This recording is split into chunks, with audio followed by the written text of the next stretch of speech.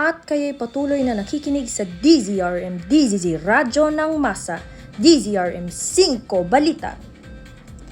Bahagyan muna nating ihinto ang programa at tayo'y makinig sa mga paalala.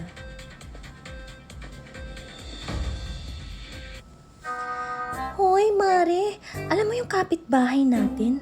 Naku, yung si Trixie, kabit ni Mayor. Talaga Mare, kaya naman pala ang gaganda ng mga alahas. May bagong kotse pa, akalain mo yun?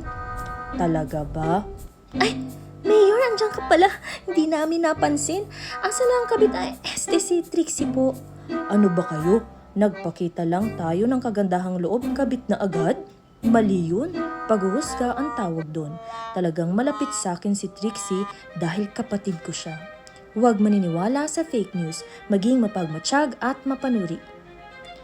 Ang programang ito ay hatid sa inyo ng Department of Information and Communication at ng himpilang ito. DZRM Mata ng Bayan, Boses ng Katotohanan. DZRM. Iyan po ang 5 minutong pagbabalita mula sa istasyong di lamang naghahatid ng balitang sariwa, kundi mga balitang tumatatak din sa inyong mga puso at diwa.